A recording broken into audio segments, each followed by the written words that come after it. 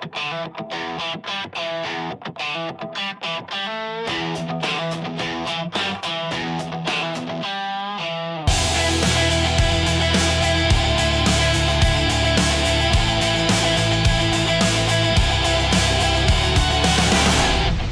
right, welcome to the All Access Entertainment Podcast. I am your host, Joseph Bruen. This week, a very special guest. You may know him from the world of acting, whether it be television, film, of course, a member of NEXXUS at one point, former WWE superstar, and most importantly, a Harvard Law School graduate. Ladies and gentlemen, David Otunga. David, thanks so much for taking the time. Hey, thank you for having me. Yeah, no, I appreciate it. And thank you for that introduction.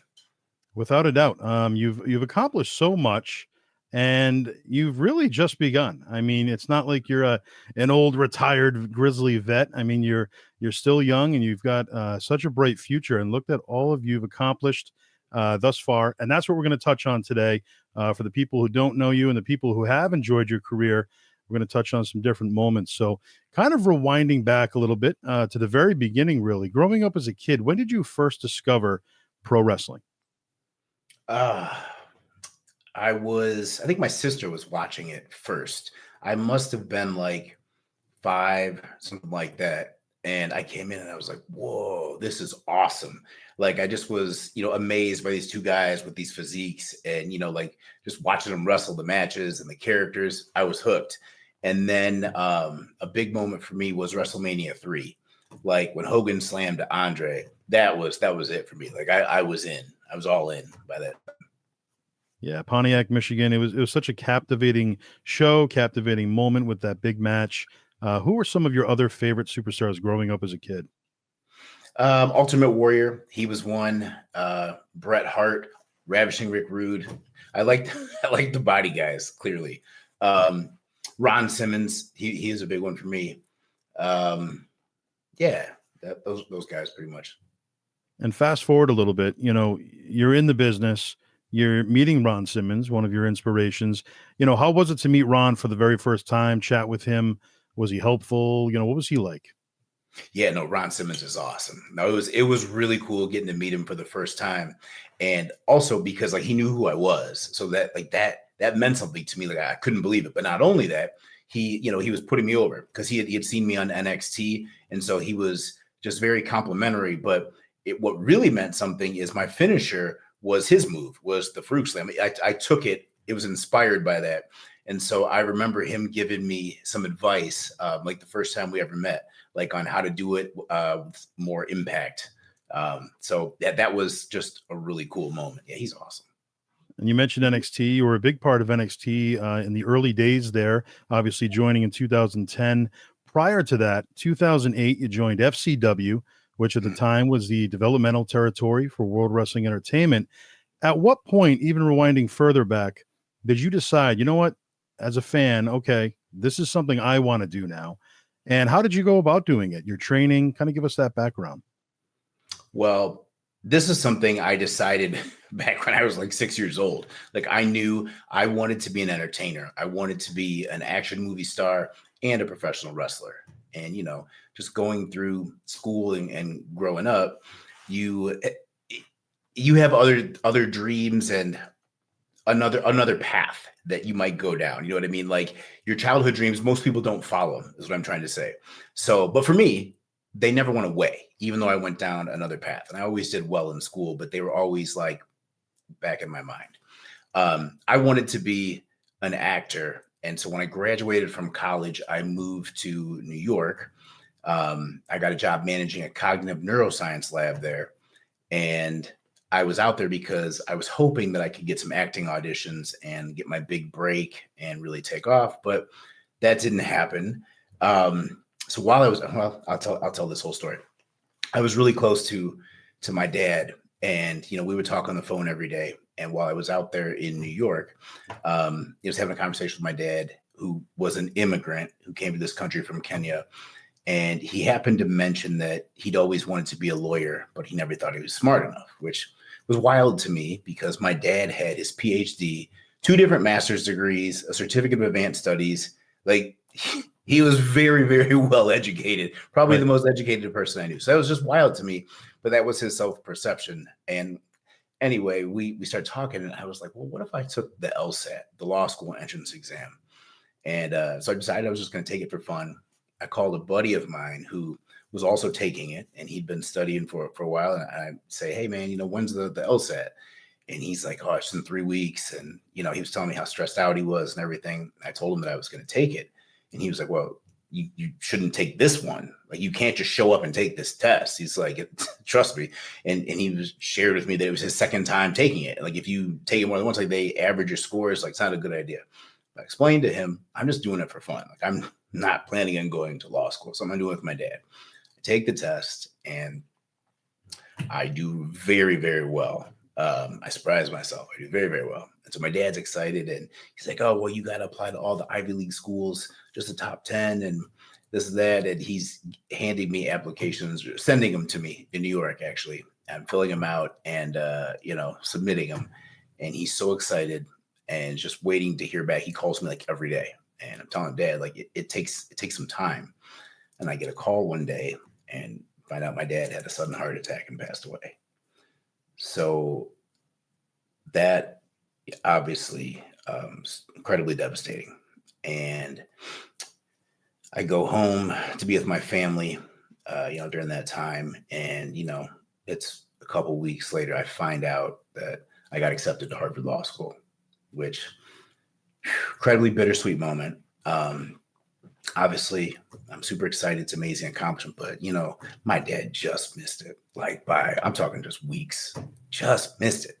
But that's one of those things where I know he knows about it, and I always say, like, I feel he probably had a hand in it for all I know.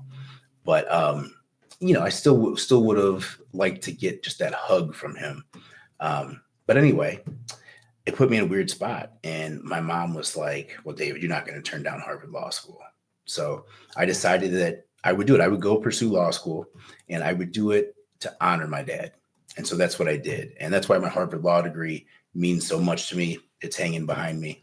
But it's not only the accomplishment, but what it means to my dad, what it means to me, because what it would mean to him. Right. But, And not only for you, but an important piece for your dad. So it's like you have a piece of your father hanging there as well. It's great. right. Exactly. That's tremendous. Now, you've obviously done a lot of acting. You've appeared in many television series, film. What was your greatest takeaway so far from the acting roles that you've had so far? If you had to sum it up. The greatest takeaway is really just be invested in the character and be present in it, and then react to what you're given, because you have to prepare a certain amount, but you can't be overly prepared, because you never know how your scene partner is going to deliver a line or what their energy is going to be. And then, great actors are able to react off of that. I love that. And I love improvisation too, which was very, very helpful in WWE. There was a lot of improvisation, and just being able to work off of another person and their energy. So yeah, I guess I would say being reactive. Yeah. And what's your favorite piece been so far that you've put out there for the world as far as acting goes? My favorite one? Any project that stands out more than the other? Well, I'm going to say The Call was very special to me because it was my first one. Big movie. I mean, with Halle Berry, that was awesome. And then the one that I just finished, it's a film called Detour Destiny. It's an independent film, and I'm just very proud of my work that I did in that. So yes, my latest work. I'm not sure when it'll be released yet, but just extremely proud of that. First leading man role, and it was good. I think that it will open some eyes and show people, what I can do, because I've been typecast, so I'm usually police officer, security guard, bouncer, something like that. But for this particular role, had nothing to do with my size, and I wasn't a tough guy. I was supposed to be violent in any way. So, right. Yeah. That's great. Wait a minute, though. Sorry, brother. We got to go back. I started telling you about law school, but the question was, how did I get into wrestling? The training. I was taking right. you through this. So law school, I finish, I get my degree. I start working at the top law firm in Chicago. and I'm there for about a year. And I'm gonna speed this up. I get an opportunity to be on a reality show, to be on I Love New York 2. I'm hesitant at first, but the producers are really trying to get me to do this, and they tell me that it could be a great first step into Hollywood and entertainment. So, like, all right, I'll give it a shot. I go and I do the show. I loved it, and it did give me a little bit of notoriety, like gave me a little bit of fame, and so I figured I needed to strike while the iron was hot. I decided to leave the law firm, and I wanted to go pursue professional wrestling. Problem is, how do you do that? I don't know. And this is back before there was an NXT, like that didn't exist, or the training center. I'm sorry, that didn't exist. So like I figure, okay, I need to learn how to wrestle. It's got to be a wrestling school. I have the hardest time trying to find any wrestling schools, but I come across a phone number for a wrestling school in California. And so I call there, nobody will pick up the phone. So I leave a voicemail, and I figure, all right, well, that's the end of that. And then it might be 2 months later. It was a while later. Like I kind of forgot about it. And I get a call back, and it's from a guy from that school. But he also happens to be a producer for a TV show that they're making, Hulk Hogan's Championship Wrestling, I think it is. He was doing a reality show. And they asked if I wanted to be on it because they knew who I was from reality TV. And so I said, yeah, of course. I would love to do this because, thinking I could use this to hopefully get, some eyes on me, get into professional wrestling. But then he, calls me back a few days later and tells me that the spot got filled and I didn't get it. And I'm crushed because, like I said, I was going to try to use this to get into wrestling. But then he tells me, but hey, have you ever thought about trying out for WWE? I'm like, well, yeah, that's what I want to do. And he's like, well, I can get you an audition with them. You don't need this. I'm like, wait, you can? Well, hold on. I don't have any wrestling experience. And he's like, oh, that's okay. I'm like, are you sure? He's like, trust me, with your look, with your story, you're a Harvard lawyer. Yeah, they'll be interested. So yeah, he was right. So WWE contacted me, and they flew me to SmackDown. I believe it was in Houston, Texas. And I went in and I met Johnny Ace for the first time. And, we talked, and he was interested enough that he said he wanted to fly me to FCW for a tryout. So I did that. And that was in July 2008. I just made a video on all of this actually on my YouTube channel covering this. So in much more detail. So I'm giving you the broad strokes. Anyway, I go down there for the audition, and it was a week long approximately. And then after that, it was another 2 weeks or so. I found out that I got a developmental contract. So then I'm super excited, and I had to report to Tampa, Florida to FCW. All right. So it's long-winded, but that is how I got into wrestling. That's my unique path. So like what I was trying to say, like at the beginning of this, is that was always in the back of my mind where I wanted to go. But like my parents and life took me down another path. But it wasn't like I ever forgot about those things. I always knew that I wanted to get back there. Yeah. And did either of your parents enjoy or support the path to wrestling, or even as kids, do they enjoy wrestling or not so much? Yeah, wrestling was a big part of my childhood. My dad would take us, he would take me, my mom would come too, or it was just my dad and I, but we would go every time. WWF was in Chicago, and it was at the Allstate Arena, but it was called the Rosemont Horizon back then. Yeah. So we would go all the time. Loved it. And then that's one of the things I think about is like, I know that he, would be so proud of Harvard, but like everything I've done after that, I mean, he would be really excited. He would love it. Like he would love it. Still, Harvard would be his number one, but like everything else would be just, icing on the cake. But that being said, like my mom's been around for the entire ride, and she could not be more proud of me, and she loves it. In fact, she came on I Love New York too. Like I made it far enough on the show. Like she was on the show, which was just hysterical. It was awesome. Also, I'm going to do that on my YouTube channel. Also, I'm going to do a rewatch of I Love New York 2 and give my commentary. But I have a lot of memories. Here's one I haven't told before. My mom was with me the night that WWE offered my contract for NEXXUS. So after NXT finished, the Nexus had debuted, and then I remember we were it was her first time meeting Vince McMahon. We were backstage, and it was in Tampa, and it was over because I think Raw might have been the night before. Yes, in Miami, and then this was SmackDown, so this would have been like the next night probably, and I feel like that was the day they told us they were going to offer us contracts. But anyway, and my mom was with me, and she got to meet Vince McMahon and shake his hand, and she talks about that all the time. But yeah, that was just a real special moment, and she's been a huge fan. She loves watching me wrestle, or did watch me wrestle. Love that. Love going in person. Love watching it on TV, and she still watches from time to time. And on that night, what was that initial meeting with Vince like? What was he like?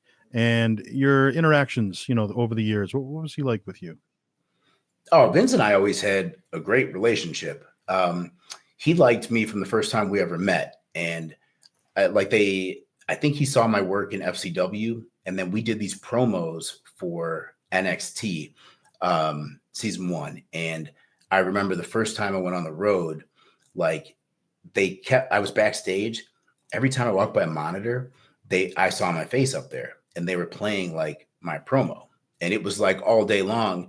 And I was wondering, like, what are they doing with that? And I realized, people are watching it, or they're showing it to somebody. And then somebody explained to me, they were like, hey, like this right here, this is really good. Vince really likes this. And so I already knew that he had a high opinion of me, from that coming in. And then we had promo class. At that time, Vince had a promo class on the main roster on the road. I believe it was before Raw. And he would call in people randomly just every day. And people were terrified. Like, you'd have to cut a promo on the spot. They give you a topic. It's like freestyle rap battle. Here's a word. Orange, rhyme orange. No, right. But anyway, that's how it was. And, I was actually kind of familiar with this from law school, because that's how a law school class is run, is the Socratic method. The professor will just randomly call on somebody, and you have to give them, the facts of the case or whatever it is. So Vince would call on me, and I always perform well. It's one thing I can do is talk, and being a lawyer and think on my feet. So promos were easy for me. They just came natural. So I always shined in that. So I know that's something that he always liked. And then also Johnny Ace had told me one time that the thing that Vince really liked and respected about me was, he had mentioned to him that of all the people there, or I don't know if it was that or in NXT, but like, I didn't need to be there. So like, David Otunga had a whole career before this, a career people would dream of. And he left that to come here to do this. And so he always respected that. But yeah, we always had a great relationship. I still get texts from him on my birthday. Yeah. Wow. So what was the atmosphere like backstage for FCW specifically? And then when you transitioned to NXT and the WWE, what were some of the differences and some of the comparisons between the two locker rooms? Okay. So backstage at FCW, the FCW locker room, your veterans, guys like Sheamus was one for sure. But then the thing is, they're veterans until they go on the road. And then they kind of are gone, and then it's the pecking order, whoever was, their next longest. But it's very different, because then when you go on the road, it's entirely different. Like, everything starts over. Like, there's a legit pecking order up there, and you got to learn it. Like, there's the main locker room, and then there's the TV locker room, which is for like, TV talent, or like commentators would be in there, announcers, and some top talent will go in there because they don't want to be, crowded in with everybody else. Then there's like a locker, well, not even a locker room. There's an area for extra talent to change, which is usually like a pipe and drape setup. Obviously the women have a separate locker room. But when you first get up there, like, you're a rookie. Well, for us, it was different.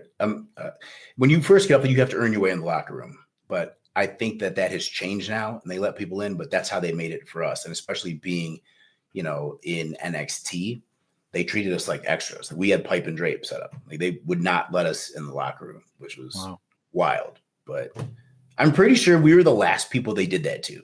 I don't feel like they did that season 2 of NXT. Good. I don't feel like they did. But yeah, like they they really treated us, kind of, well, they ribbed us. You know what I mean? They hazed us. That's what I was saying. Not treated us poorly, but like it was, good. I hope it was good natured, but they put us through it. I guess that kind of comes with the territory. It always has, Yeah. So your YouTube page, you talked about your YouTube page. Why don't you tell the fans, where they could find you, what it's all about, what we can expect checking it out? Yeah, for sure. So my YouTube account is DD Otunga, or you can just go to davidotunga.com and that'll take you to my YouTube page. So I started it not too long ago. I made a video covering the Rajah Jackson incident because I'm in a unique, seat and situation to be able to do that, being a lawyer and a professional wrestler. So I made a very in-depth video on that and posted it and gave a legal breakdown, and it got great reaction. And, there was tons of people viewing it. And I was like, wow, it kind of opened my eyes to something here. And then I made a follow-up, and people were asking me to cover some other cases. And I realized that's kind of a cool and unique niche that I have, is law and pro wrestling, that intersection, in doing both at an extremely at the highest of levels. So I started making videos doing that, and they're really catching on, and I'm really enjoying it. And then next thing you know, I'm getting booked on podcasts left and right. Here I am right now. And so it's just been so rewarding. Also getting to interact with my fans. I think that's the coolest part, is like, I really am answering my comments on YouTube. I try to answer everyone. Like when I'm doing my cardio in the gym, that's what I'm doing. And just talking to people back and forth. Like, and it's fun. And then it's cool because it feels like my fans are actually helping me build my channel, because like they'll give me comments and feedback or ask for things. I really do that. And so it's just been very cool. It's not something that if you would have told me this even a year ago, I'd have been like, come on. But now, like, I'm really leaning into this and really enjoy it. And the channel's really blowing up. That's great. And possibilities are endless. So I look forward to seeing all the content. Yeah. Now, when it comes to Rajah Jackson, any updates on that case that you've heard? Because I feel like that's all we heard nonstop, and it's kind of been laying low for a while. Yeah, no, that's exactly it. I haven't heard any updates. It's been quiet, which is probably a good thing. Good thing for Rajah. I mean, depend on, whose side that's on, but things have definitely calmed down. So when it comes to being pitched the idea of NEXXUS, you said you signed that contract around that very same time. The way they pitched it, is that how it ended up? Or did it kind of change along the way? Or just kind of walk us through that?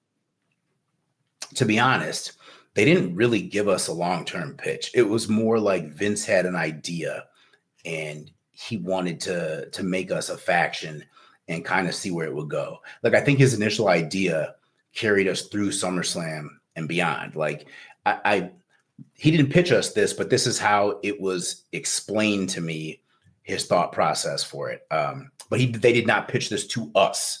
But NEXXUS was supposed to start the night, invade, and go all the way through the summer.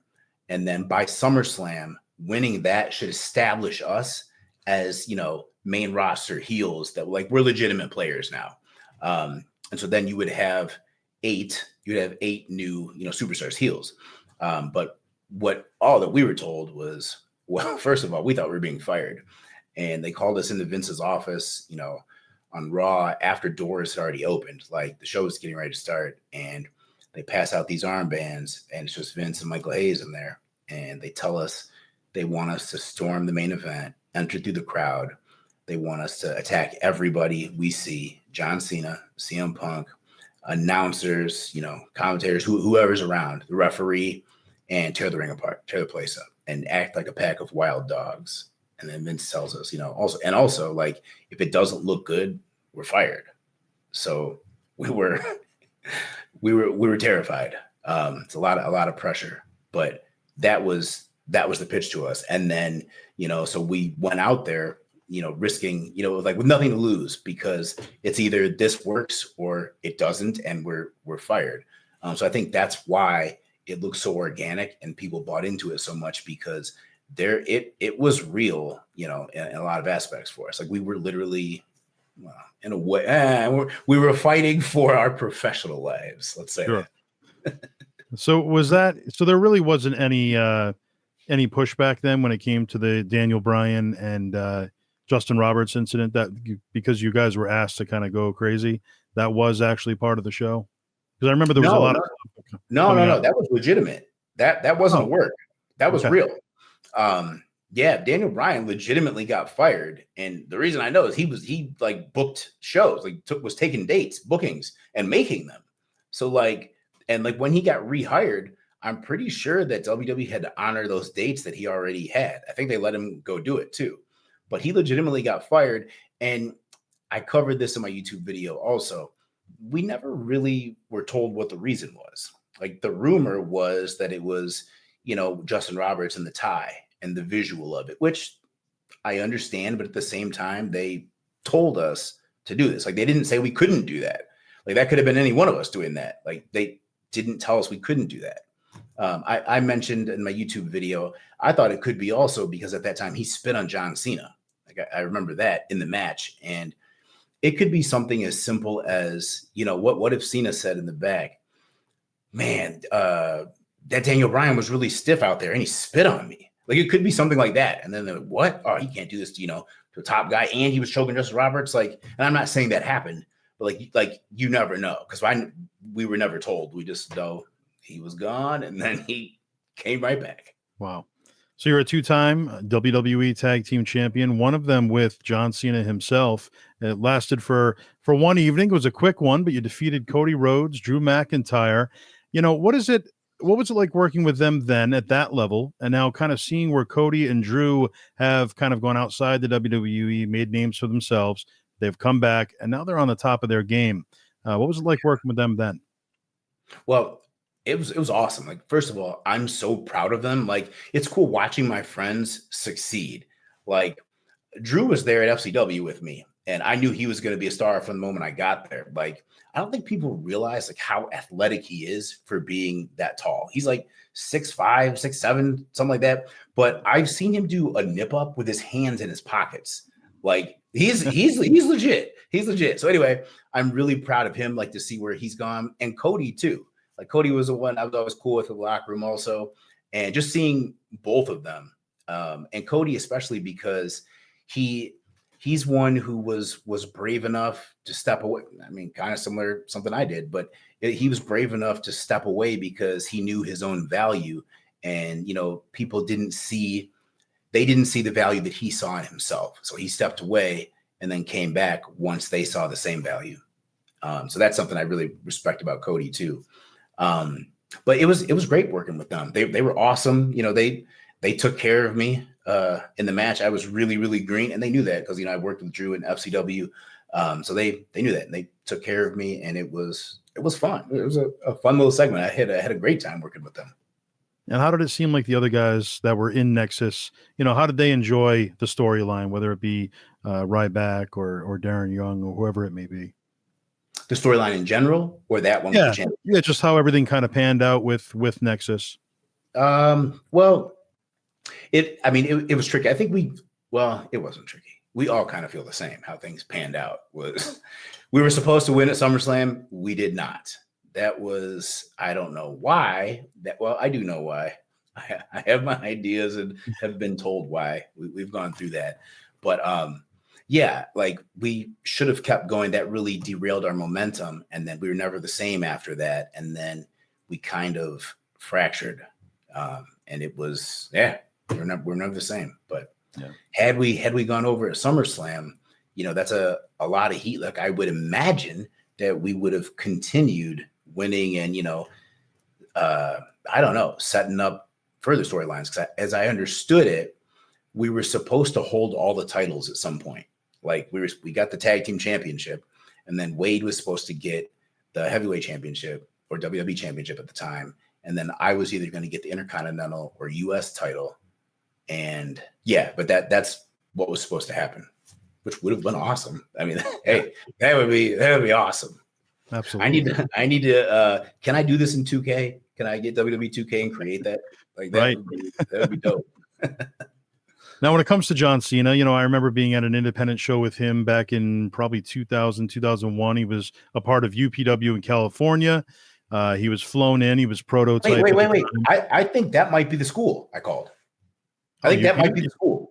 I'm pretty sure. I'm pretty sure. Okay. Rick So yeah, he Bassman, flew in, and he was prototype at the time, and he already had made a name for himself as prototype. He was on the documentary that aired on VH1 or something, and so he was pretty widely known as that, in that gimmick. And he was still humble. He was there, and he was setting up all the chairs, and just such a nice guy. Being a part of that show, really helping out. When you got to work with him, fast forward, you won the tag team titles with him. Was he still that same humble guy at that time?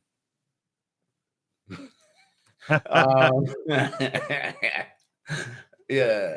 You with the real answer? No. I mean, come on. Okay. He's John Cena. I'm gonna be honest with you. No, he's John. I mean, yes, he is that, but I mean, like, he's not going to be that way with me, with the boys in the locker room. So, like, but yes, with general people, oh yeah, of course. I mean, he's humble, but like, he's got a different swagger to him, being John Cena, 16-time world champion, but that he's earned. You know what I mean? It's like that's the thing. Don't take this out of context. Like, he earned the right to not have to be humble around us in the locker room. So that's what I mean. But in general, yeah, of course, he's still a nice, humble guy. But I mean, like, he would never be that way to us, in the locker room. And I get that. I mean, it's a competitive nature. At the end of the day, everybody's got to look out for themselves. I realize that. But, well, it's 2025. We're nearing the end. So it's the John Cena retirement tour. With John Cena hanging it up, do you see somebody within pro wrestling now that you think, in your opinion, will be the next John Cena, or will be that next big star to kind of break through? I don't think there's ever going to be another John Cena. Like, I just don't think that's going to happen. I think the wrestling business has changed, and I don't know if there's ever going to be one main person again. Well, you never know. You never know if it's just one person. But I feel like there's going to be multiple people, and that's just the way it's heading. That's how I feel. But I feel like Dominic Mysterio. I feel like he's a good one. Braun Breaker too. I could see. Yeah. Dominic's really come a long way. He's definitely making a name for himself, without a doubt. I remember when he started. Like, I remember him coming backstage, and like, he was doing the dark matches and stuff, which was cool. And I remember telling him that, like, yo, man, like, because I work with Ray, and then, like, seeing Dom like all these years, and then now, like, it's my coworker's kid. Like, that was really cool. And then seeing just how quickly, like, he's flown up the card, and well deserved too. Like, I'm extremely proud of him. Yeah, it's fun to see what we're gonna get next out of him, for sure. Howard Finkel, WWE Hall of Famer, the late great, arguably the greatest ring announcer of all time. Obviously, behind the scenes, a big part of the WWE. Had all different types of jobs behind the scenes, which a lot of fans may not even realize. What are your interactions with Howard over the years? Any memories of Howard? Yeah, he was my workout partner. When I was doing the Raw pre-show in Connecticut, which also this is also why, like, Vince and I had a great relationship. That was something that he asked me to do personally. Like, when he asked me to start commentating, and then this Raw pre-show was the way into that. And so that was really important to him. But it was kind of cool because I was at the headquarters every week, and I got to work out at the headquarters gym, which is awesome. Like, Vince built an amazing gym at Titan Tower. But anyway, I would go in there every morning before the show to work out. Howard Finkel was in there. And he would always be on the exercise bike. And so I joked that he was my gym partner because, I mean, he was consistent. Like, we would be in there at the same time. So I was proud of him. Like, Howard wasn't messing around. He was always in there on that bike. But no, we had great interactions. And then, like, it just was amazing to me talking to him because it's Howard Finkel and he sounds like Howard Finkel. Like, yeah. if he's asking me, how many sets I have left, he sounds like Howard Finkel. And it would get me though, like, every time, like, he, would say David or something like that. But like, it was, just hear him say my name. But yeah, he was great though. He was really cool. 3 sets left, David. Right. Yeah, there you go. What are your memories working with Edge, Adam Copeland? I have great memories working with Edge. he was awesome. He was a guy that I liked coming in, like a character that I admired his work. And I remember I had a big match with him, and it was a lumberjack match, my first ever one of those. And it was on SmackDown. I believe it was in the main event. And I got to go over. And I was like, whoa, they would let me beat Edge? What? They never let me go over. I get to go over Edge? Like, this is great. Anyway, I was really green. So Adam took great care of me.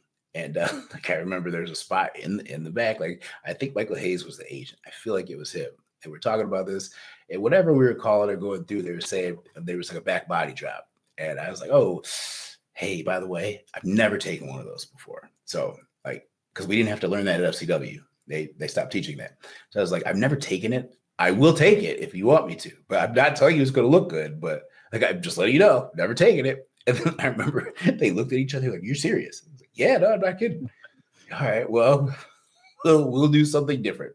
So we did something different. But yeah, it was awesome. And he, was extremely helpful. And yeah, super nice guy too. And that was actually my next question. You mentioned Michael Hayes. Who were some of the agents that you worked with that were assigned to your matches over the years, and how were they to work with? Probably all of them. I liked when Michael Hayes was the agent, because boy, that meant that my match was important. Yeah. That meant my match was important. Jamie Noble worked with me a lot, and I say him because, man, he used to give me a hard time when we started. Like, I don't know what it was, but he would just give me the hardest time. But he's a nice guy too. Like, he's such a nice guy. We have good times, but like, yeah, he would break my balls all the time though. Mike Rotunda, great. All the agents, Dean Malenko, we were really tight. Like when I started, like he was my agent a lot, and really, really helped and took care of me too, and like taught me a lot. Yeah, really, really like Dean Malenko. So shout out to him. Awesome. So, you really came into your own eventually after NEXXUS and kind of found the David Otunga character. You had the infamous Starbucks thermos, and there it is. This is Starbucks, but actually this is water. So, yeah, there's a circle, but I'm not giving them no pub. You know, I just said the name. All right. Cut the check, circle. Right. But how did that come about? How did that whole gimmick come about? Was that influenced by something else? Did you come up with that? And it just kind of became so iconic. I remember Axxess on WrestleMania 28 weekend. I got a photo with you holding the mug, and it's funny, people were so excited to meet people like Undertaker and Edge, and one of my highlights, I'm like, hey, I just held the cup with David Otunga. So come on. I mean, this is what it's about. I'm glad you shared that with me too. But like that started to become common, where to this day, like I still always have it with me. And just because like I'm always drinking coffee, like that's something that I loved. So anyway, I'll go back to how did I come up with that character? After New NEXXUS ended, McGillicuddy and I were tag champs. We dropped the titles, and they didn't know what they wanted to do with us. And so they were kind of going to split us up. And there was some point they wanted me to cut a promo, and I didn't agree with it. And it was a heel promo, and it was mentioning my ex-fiance, so my son's mom, but at the time when we were together. And that was something I always wanted to stay away from. And it used to bother me because they would always bring her up like, I don't know. I don't know, just a relationship. Hey, look at him. This is what he does. Almost like it was an accolade. But like, yo, this is my real life. I've done a lot before I knew her and away from her. Like, I don't want to be known for that. It really used to drive me crazy. So they wrote some promo like that. And I told the writer that I wasn't going to say it. And I didn't want to say that part. I was going to. And, oh, yeah, we'll get it changed. They didn't get changed. So I was like, all right, fine. Oh, yeah, I'll do it. You got your promo, Dave? Get your promo, Tonga? Yeah, I got it.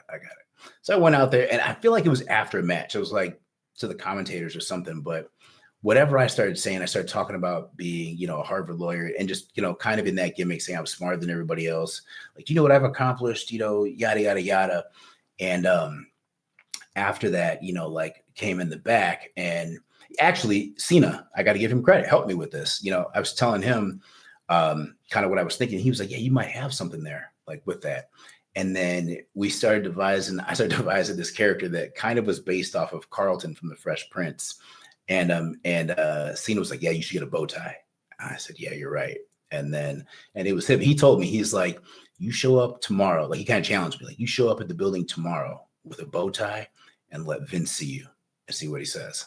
So I was like, all right, whatever city we were in, I had to go. I remember I went to Macy's. I found a bow tie, but I wanted to get a legit one, not a clip-on. So I got one. And then, of course, I had to learn how to tie it, which was a nightmare. But so I had this bow tie on, and I did exactly that. I had to, because Cena challenged me. Like, I would get heat like if I didn't do this low key. Right. But anyway, I show up at the building with my bow tie, I'm in my full gimmick, and I have my coffee thermos. And sure enough, like, Vince and I pass in the hall, and before he passes me, he stops and he goes, "That's heat," and then walks off. That was it. And I was like, all right, yeah. So then after that, I was like, all right, I just started developing the character. And then it was pretty cool, because they naturally then like wrote me into the storyline with John Laurinaitis and People Power, because that fit like what my character would do. But yeah, that's a story about how it came out. Like, I wanted to stop mentioning, my son's mom. And then it's like, yeah, I wanted to lean on my own accolades. And so that's literally what I did, to the point where not only that, I'm going to shove them down your throat. Like, I'm going to mention that I went to Harvard Law School as many times as I can until you're sick of it. And then I'm going to keep mentioning it. And then every time you tell me you're tired of it, I'm going to mention it 10 times more. So, right. Exactly. Yeah. And it worked. It definitely worked. So, let's rewind back to WrestleMania 28, which was 2012, Miami. Big outdoor stadium. It was definitely a special event. Obviously, Rock Cena, main event for the show. You were a part of a big 12-man tag. This is your first WrestleMania. What was that feeling like, being a part of WrestleMania, walking down that aisle on that stage in Miami? Well, it was amazing, but like, if I'm being honest with you, at the time, what was the feeling? Nerve-wracking, because we got our time cut. And like a match like that, like 12 man, we had a ton of spots. And we got our time cut. And this is Mania. It's like, I want to enjoy it, but really you can't. And you're nervous because this is Mania. And hey, I'm the greenest guy there. I do not want to mess this up. And so now they've cut the time. I got to be, what did they cut out? Like, that's what I need to find out. All right, when is my spot still there? What do we got going on here? Yeah. So that's what I remember. And then like, when the match went off without a hitch, then I remember being really just excited. That was the moment, like, I really got to enjoy it. And there's like this great picture where I'm celebrating with Johnny, and I've got my my coffee thermos, and which actually, I don't know if I told this, but that was supposed to be part of the finish in the match, where I was supposed to have hot coffee, and I believe it was supposed to get spit into Eve's face or something, or somebody was supposed to spit something with my hot coffee, but then like in rehearsal, they worried if somebody would get burned by it or having it at the right temperature. So I ended up not doing it. They told me to keep the thermos anyway, just in case. Well, I always had it, but in case, we needed to use it in that. But anyway, there's a great picture of Big Johnny and I, and celebrating afterwards. And like, it's real joy, real emotion, because, I'm really happy the match went off. And that was the moment where I could really like take it in. It was brief though. Then we had to go up the ramp, but it was awesome. Awesome. Yeah, like you said, it's hard to take it in when you're so stressed out about making it perfect as possible. When it comes to that original mug, do you still have that to this day, or did you kind of just discard it? Yeah. No, I have all of them.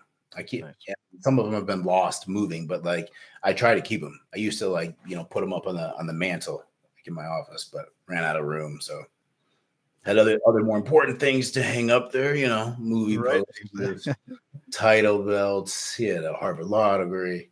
Few accomplishments, right? Yeah. Absolutely.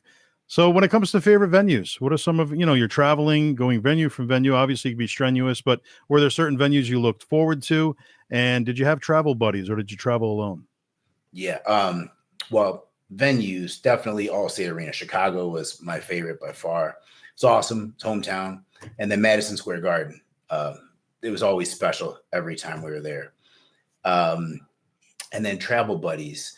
Well, in the NEXXUS, we all had to ride together. And then there was a while I drove. Well, in McGillicuddy, shout out to Joe Hennig, because we were tag champs. We drove together for a long time, like even afterwards, we didn't have to. And then I drove Great Khali for a while. JTG, that's another one. We used to ride together. It's my guy. Shout out to JTG.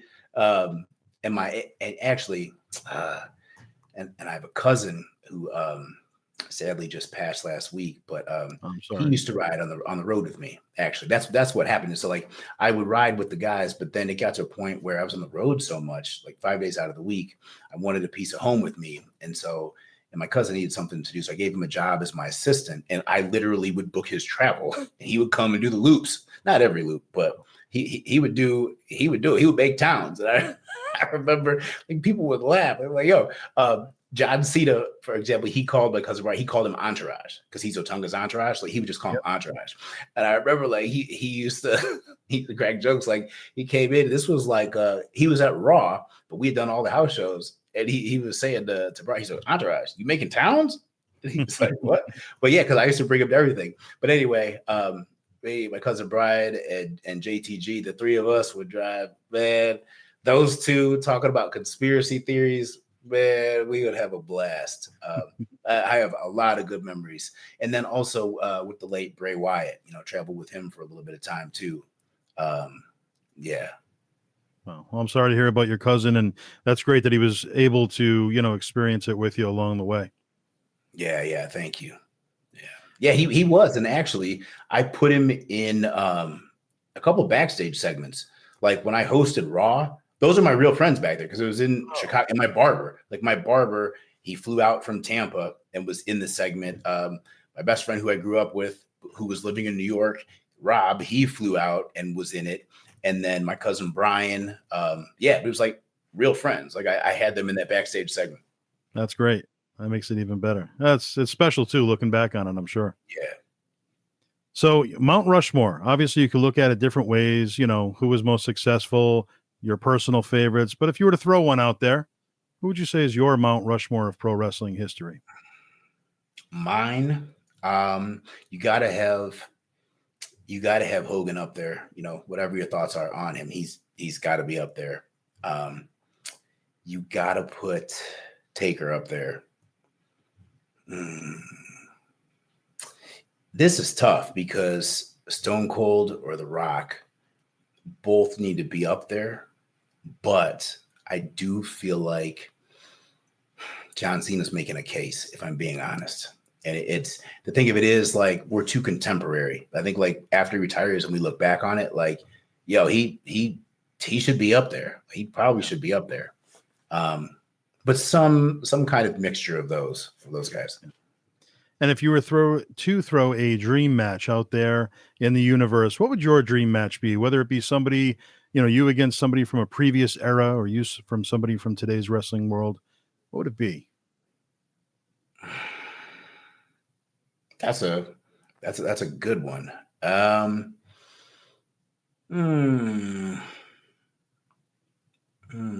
Who would because I'm trying to think of me, but I'm trying to not make it me.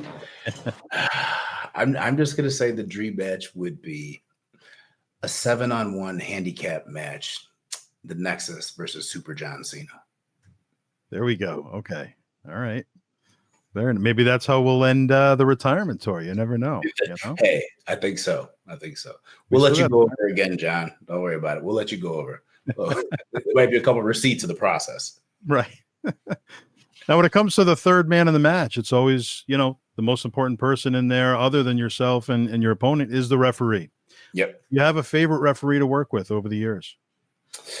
Shout out to my guy Bones. I don't know if people remember him, Bones. And he had a twin. He had a legit twin. Oh, yeah. Yes, absolutely. Yeah. Justin King you're talking about? Yeah. Justin and his twin Robert. Shout out to them. I got to go with Kyoto. Kiki. Yeah, that's my guy. And then Scott Armstrong too, who really, really helped me out a lot. Like when I started out, like just calming me down in the ring and telling me stuff. Kiki too. Yeah. But all the referees were pretty cool. But yeah, those guys in particular. And what advice do you have for somebody that's maybe on the fence? They're thinking about getting into the business. What advice do you have for them? Go find a school or somewhere with a wrestling ring, like a legitimate one that's safe, and take a couple bumps, take an introductory class and see what you think, because that changes a lot of people's minds. My nephew, for example, like he went to some local school in Rockford, Illinois, and he took a bump and he was telling me about it. He was like, whoa, like it hurt really bad. Like he called me after and he's like, Uncle David, he's like, wait, are those rings like soft in WWE? I was like, no. And he's like, so bumping hurts. It's like, yeah. He's like, a lot. He's like, you did that every day? Like, yeah. He was like, oh, I don't know. I don't think I could do this. He's like, I thought the guy's ring was bad or something. Like, I could not figure out why it hurt so bad. Like, no, that like you have to love it. So that's the thing is like, if you're thinking about it, go take a few bumps and see if you want to do that, because like it never gets easier. You're going to be bumping for the rest of your life. Yeah. So, yeah. And you've always been in phenomenal shape throughout your career and still to this day. What has your training regimen been, and how has it differed from when you were, active in the ring every week and as opposed to now? That's a great question. In fact, that video is upcoming on my YouTube channel. I'll really dive into that. But when I was in the ring, I would eat multiple meals a day, probably like 6 meals a day, and it would be high protein. At that time, it was low fat and it was low carb. So like I really wasn't the best with my nutrition. I tried to be, but like I was self-taught. And so I was, reasonably lean, but man, it was tough because I didn't really have much energy. So then now my diet is different, where I'm not trying to be, big anymore. I'm just maintaining where I'm at, but I'm not trying to be the size I was when I was on TV. Been there and done that, but I want to feel good. I want to look good. I want to be healthy, and lean. So I'll eat less meals now, and I typically do like high protein, and I'll do moderate fat. That was the mistake I always made. Is like if I tried to do keto, I wouldn't eat enough fat because it just seemed wild to me to put like 2 spoonfuls of butter in my coffee. I'm not going to do that. And still, I'm not going to do that. But I'll have a ribeye instead of a filet. What? Oh, this diet might be for me. And with a side of bacon, now you're talking my language. So anyway, like kind of the carnivore diet, keto, that's kind of what I do a lot. But then I'll take time, and sometimes I'll switch and I will do higher carb and low fat. So I kind of bounce between the two of those. But for the past year or so, those have been my two.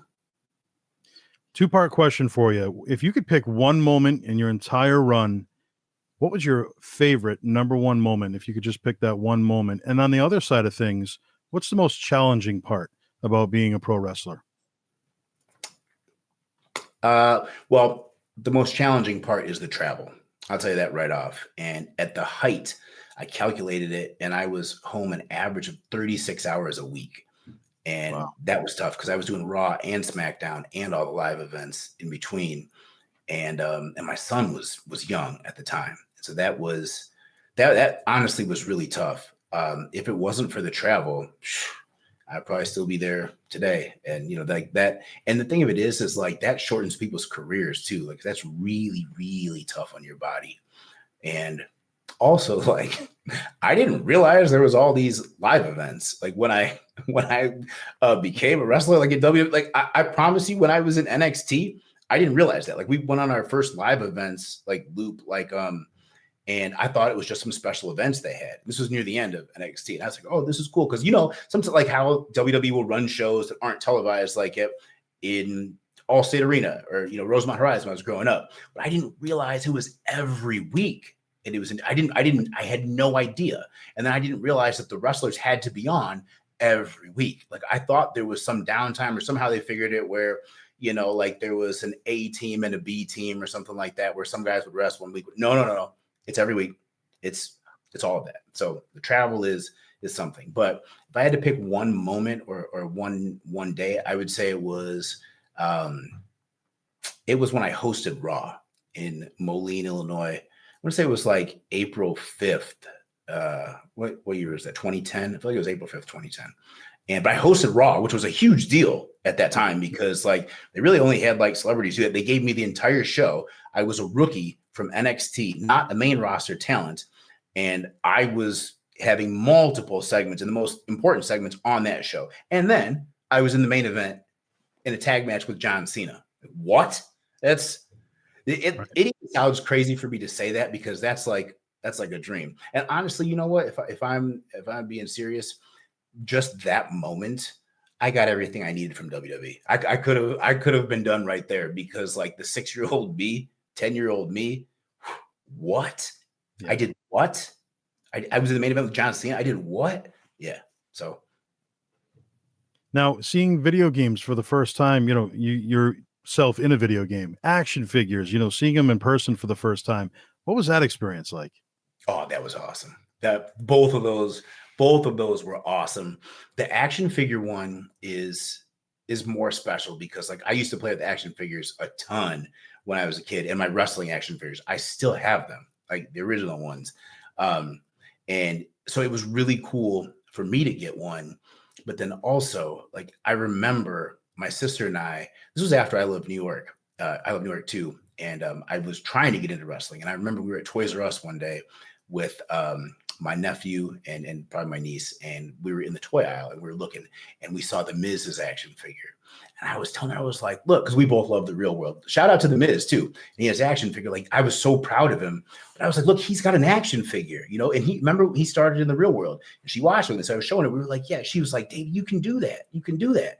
And I was like, yeah, I know, but I'm trying to call these schools. Like, how do I do that?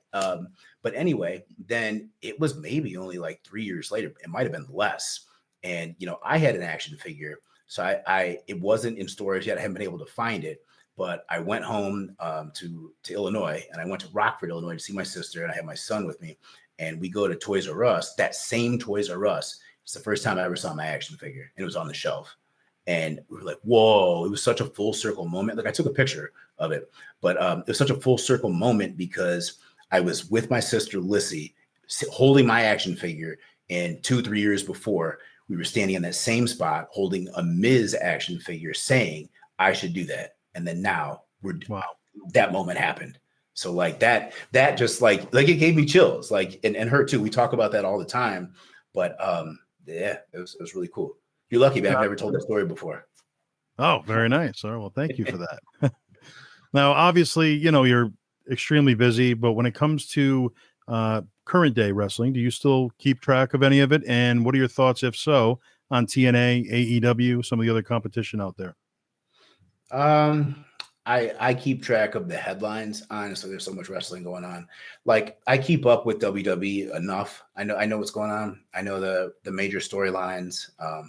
But I don't watch every week. But it's also one of those things where I don't have to watch every week. I could turn it on, now and just catch up. Like, okay, all right, I know what's going on. But yeah. All the matches you've had, top 3 opponents, if you could pick them. John Cena, obviously, because I'm always in the main event if Cena's in it. I liked working Sheamus a lot. And because he always was really stiff and I could be stiff back with him. Like we both worked snug and like to lay it in. And so like I really liked that because it felt like a real fight. Like he used to give me whatever, the fist where he'd put my arms on the ropes and tear at my chest. And he would always joke with me like, oh, I love your big, chest. Like it gives me a huge target. So then I'm like, all right. So I would always find ways to get him back in the match because he had 10 clean open shots on me. So I would always find some way. I used to enjoy that so much. Finding some way just to stiff him back. Right. Jesus. Yeah. Anyway, Awesome. yeah, those guys. And, social media, YouTube, let's hear it all again for the fans out there that want to follow you. Sure. Yeah, you can follow me. I'm at David Otunga on X, Instagram, Facebook, all that stuff. On YouTube, it's D Otunga, but just go to davidotunga.com, www.davidotunga.com. That will take you to my YouTube channel. It's the easiest way to find me. But go check it out because I'm posting on there pretty frequently, at least 2 times a week. And we start memberships December 1st. So there's going to be live streams, watch alongs. We got some really, really cool stuff coming. I'm going to start with a watch along with season 1 of NXT. Nice. Very nice. Awesome. Looking forward to that. And in closing, fast forward many years from now when we're not here anymore, what do you want your legacy to be? How do you want to be remembered? That's Well, I just want to be remembered as, somebody who was genuine, always tried to do the right thing, and that I helped people, or served people in some way. I don't know, shared my gift, whatever that is. Yeah. Well, David, thank you so much for your contributions, and thank you for being here this week. For David Otunga, I'm Joseph Bruen. This has been the All Access Entertainment Podcast. Don't forget to like, subscribe, and of course, hit up davidotunga.com. Follow that YouTube page as well, and we will see you guys next week. Thank you, David. I appreciate it. Yeah, of course. It's fun. Yeah, it was really a good time. Really appreciate it.